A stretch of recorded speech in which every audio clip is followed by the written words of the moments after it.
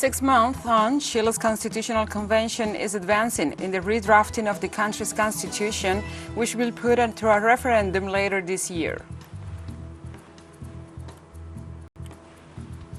Leaders of the 5 nuclear weapon states, namely China, France, Russia, the United Kingdom, and the United States, on Monday, issued a joint statement on preventing nuclear war and avoiding an arms race. The Iran nuclear talks resumed in Vienna on Monday after breaking for the New Year's holidays.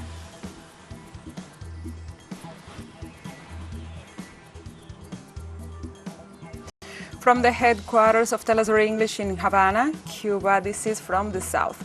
I'm your anchor, Gladys Quesada, and these are the news. We begin this news brief in Chile, where the Constitutional Convention is advancing in the redrafting of the country's constitution, which will be put to a referendum later this year.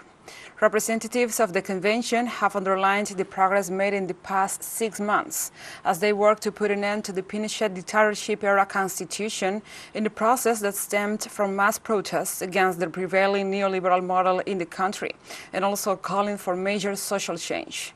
The proposal to redraft the constitution was approved in a referendum, and those responsible for the process include grassroots and progressive leaders, including from the country's indigenous Mapuche community. The recent election of Gabriel Boric as the president, who has vowed to support the work of the convention, was seen as the further sign of hope for a constitution that will tackle the major inequalities and violations of human rights in Chile. The Constitutional Convention is up and running.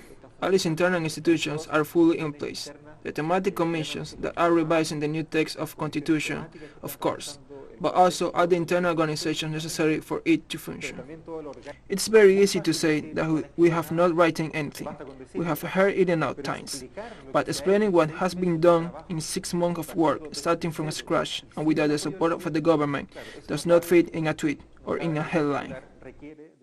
The convention left aside a somewhat tense relationship with the executive power, with a government that had been rather against it. With one, it was necessary to work very hard on good relations so that this could work, and open it to a different stage in the closing stage, with a president who supports the constituent process. 62% of Chileans have a positive opinion of President-elect Gabriel Boric, according to a recent poll. Among sectors who identify as being on the left, the figure rises to 92%. Meanwhile, among those identifying as of the center ground, the rate is 66% support and 54% among independents. However, only 31% of those on the right said they had a positive or very positive image of the next president, which is to be expected. The figures represent the highest approval rating Boric has ever received.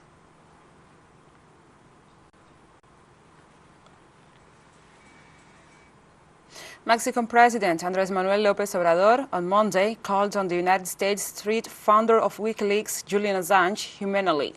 Assange is imprisoned in the United Kingdom and facing extradition to the U.S. on charges of espionage. In his daily morning conference, the president reiterated the offer of political asylum for Assange in Mexico, and revealed that he even sent a letter asking for a pardon for the activist to Donald Trump before the end of his presidency. López Obrador highlighted Assange's ill health and urged the U.S. authorities to consider an act of solidarity in releasing him. A year ago, the Mexican president offered to host the journalist and activist who is fighting a legal battle to avoid extradition to the United States, while being held in terrible conditions in a maximum security prison in the UK capital, which has been denounced as amounting to torture.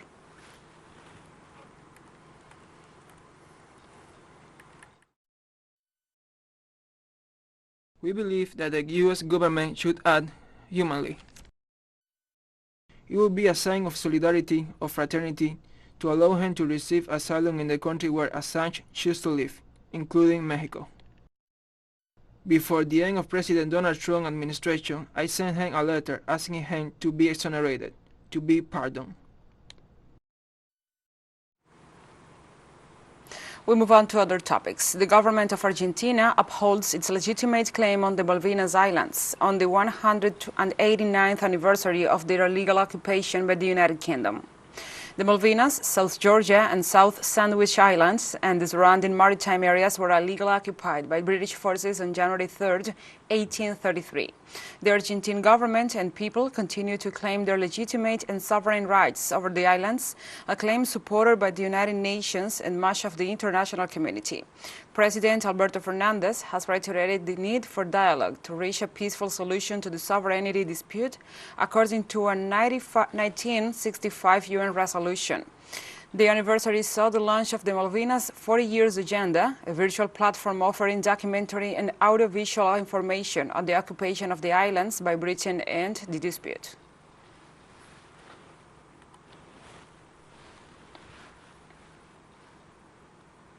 Over 4,000 people died trying to reach Spain in 2021, according to an NGO which tracks data from boats in distress, representing the highest yearly number since the group started keeping records in 2015. In its latest report, the Caminando Fronteras migrants' rights group noted that the number of deaths represents an increase of over 100% compared to 2020, despite the fact that the official number of asylum seekers arriving in Spain by sea has remained practically the same. Over 94% of the victims disappear without their bodies ever being recovered, and in total, 83 vessels completely disappeared with all of those on board in 2021. As people risk their lives to reach European shores, fleeing conflict and poverty, EU member states continue their anti-immigrant rhetoric and ignore their plight.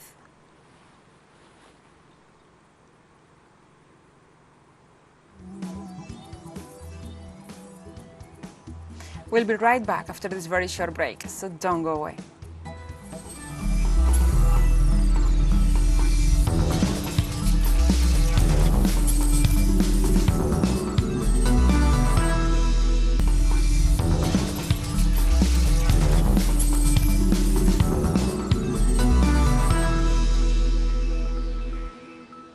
Welcome back. The leaders of 5 nuclear weapon states, namely China, France, Russia, the United Kingdom and the United States, on Monday issued a joint statement on preventing nuclear war and also avoiding an arms race.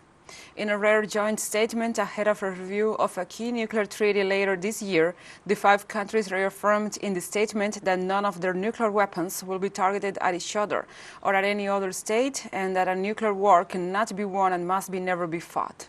They stated they consider it their primary responsibility to avoid war between the nuclear states and to reduce strategic risks, while aiming to work with all countries to create an atmosphere of security. China, which played an important role in facilitating the reaching of this positive and solid statement, welcomed the move and noted that it also helps the 5 permanent members of the United Nations Security Council enhance mutual trust and replace competition with coordinated cooperation. Russia hopes the pledge will reduce world tensions, while noting that a summit of permanent UN Security Council members remains necessary.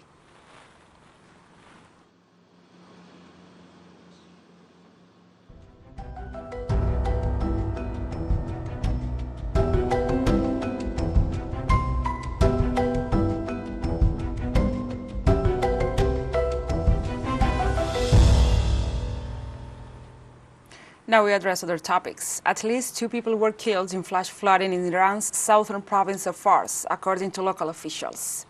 The deputy head of the Iranian Red Crescent in the province reported that the victims had been trapped by the flood waters.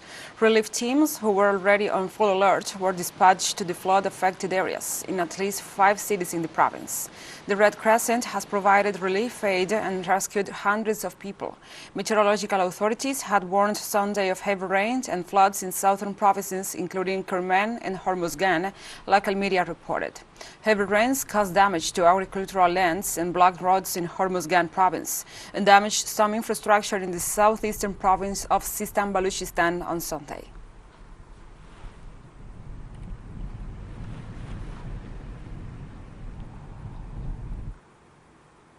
At least 1 person was killed and thousands temporarily displaced by heavy floods that hit the Indonesian island of Sumatra.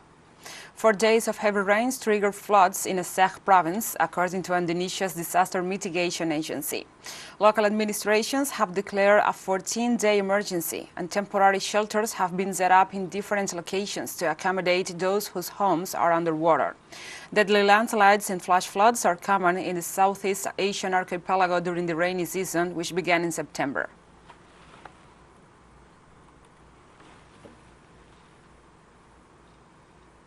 Heavy rains that have hit Brazil have already caused 25 deaths in the state of Bahia and another 6 in Minas Gerais.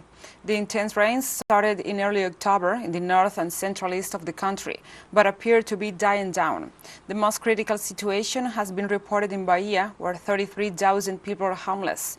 Another 58,000 were displaced and 500 injured. 165 municipalities of the northern state have been affected, with 153 declaring an emergency situation. As for Minas Gerais, according to the civil defense, the rains have caused 6 deaths, left 3,000 people homeless, and displaced another 13,000.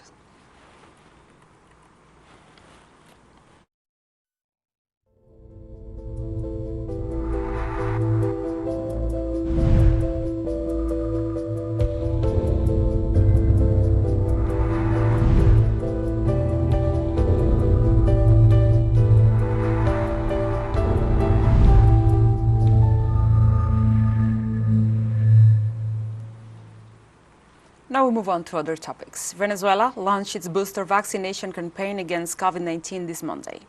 President Nicolás Maduro Moros took to Twitter to announce the vaccination campaign and stressed the importance of receiving the booster shot.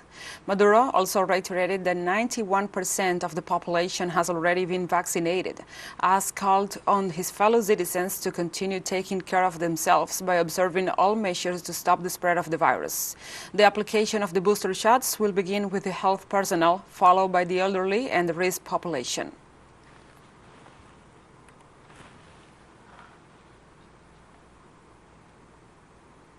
And Syria received a donation of 1 million doses of COVID-19 vaccines and laboratory supplies from China. The Minister of Health informed that the doses are of the Sinopharm vaccine, which has proven efficacy and effectiveness, and stressed that the donation is key to advancing the national vaccination campaign. As part of its cooperation with Syria, which continues to suffer terrorist attacks and foreign occupation, China donated 500,000 vaccine doses in November last year.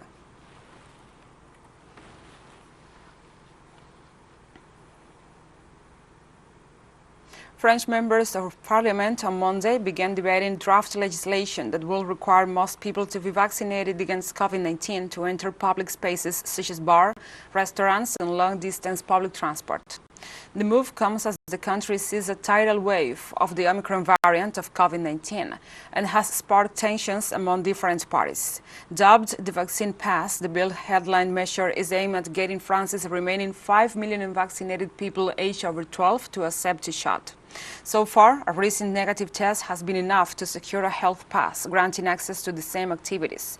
But the Omicron variant has pushed average daily confirmed cases to more than 160,000 per day over the past week, with peaks above 200,000. Although there is fierce opposition to the bill in parts of the left and far right, the support of President Emmanuel Macron's centrist party and most opposition conservatives and socialists should see through the lower house. It is expected to come into force on January 15th after passing through the Senate.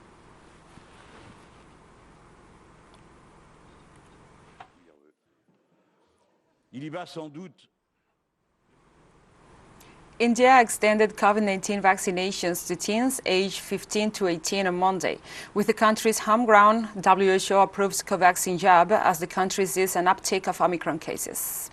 Officials have also tightened restrictions in big cities to avoid a repeat of last year's devastating outbreak that overwhelmed hospitals and crematoriums. New Delhi and tech hub Bangalore are under overnight curfews from 10 p.m. each evening, with bars and restaurants in both cities ordered to operate at half capacity.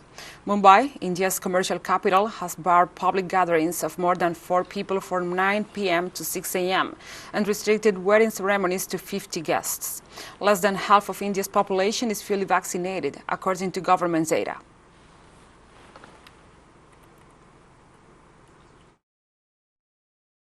Cold vaccine is important. important to increase our immunity power and decrease COVID-19.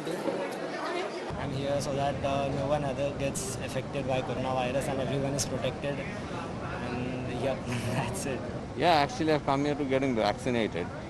To keep him protected at least from the virus for some time and build his immunity, a stronger immunity.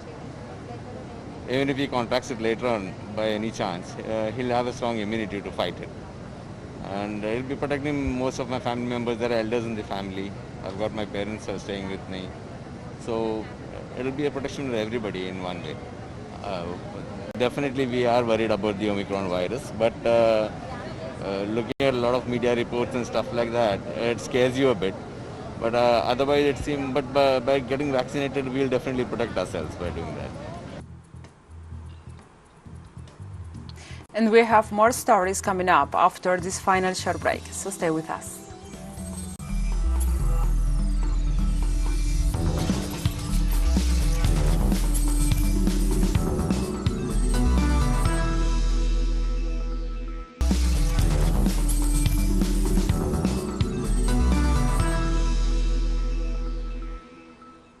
Welcome back. The Iran nuclear talks resumed in Vienna on Monday after breaking for the New Year's holidays with hopes that an agreement can be reached with world powers to revive the 2015 deal destroyed by the United States' unilateral withdrawal. Speaking at a briefing in Tehran, the Iranian Foreign Ministry spokesperson said this round of discussions towards reviving the 2015 nuclear deal with world powers will be more in-depth. He also confirmed Iran has been exchanging views and proposals with the United States unofficially and through the other negotiating parties. In recent days, Iranian officials have described the negotiations as positive and expressed hope that reaching an agreement is becoming more possible and feasible also. However, Western nations have been less upbeat. Some officials close to the talks said that window to negotiate a return to the deal could be closed by the end of January or the beginning of February, although others claim that there is no fixed date. A spokesperson for the U.S. State Department said Iran needed to add real urgency in Vienna.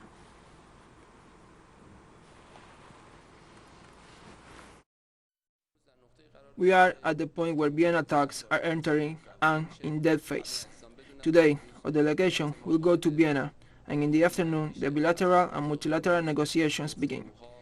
More details will be provided after the initial meeting between the nuclear talks coordinator and our top nuclear negotiator. There is a certain channel for the exchange of viewpoints between Iran and the United States. This channel has been clearly defined, outlined, and written down to avoid any possible misunderstanding. However, this exchange of propositions occur in an official and non-paper manner. If today we have reached a common draft, it is because the Western side has realized that it must back down from its maximal demands.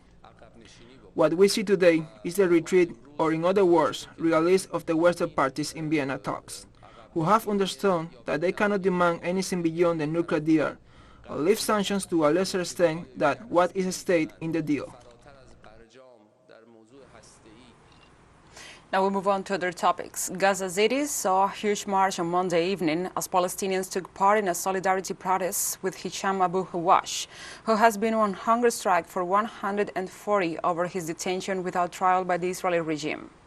Concerns are growing on Hawash imminent death as he continues one of the longest hunger strikes ever held by a Palestinian prisoner, with increasing pressure on the Israeli regime to release him.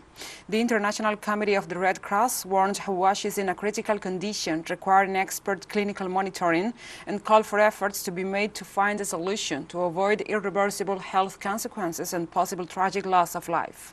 Hawash, age 40, began refusing food in August to protest Israel holding him without charges or trial as part of the internationally condemned practice of administrative detention, which by the regime arrests Palestinians for renewable 6-month terms without allowing them to view the charges or evidence against them.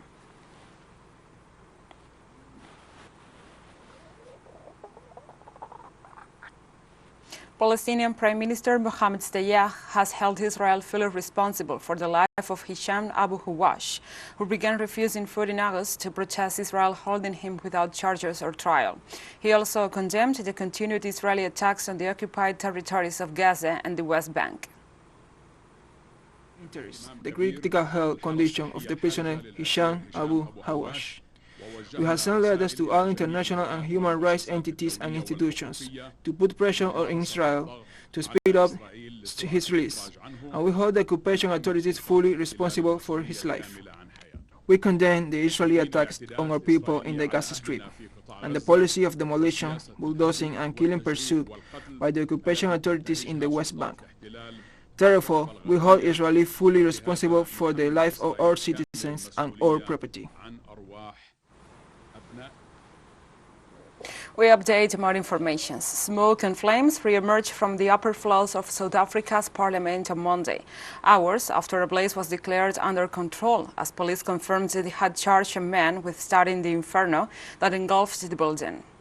The blaze, which broke out of around 5 a.m. local time on Sunday, was initially brought under control after a struggle that stretched into the night, with exhausted firefighters leaving the site to the cheers of onlookers and journalists.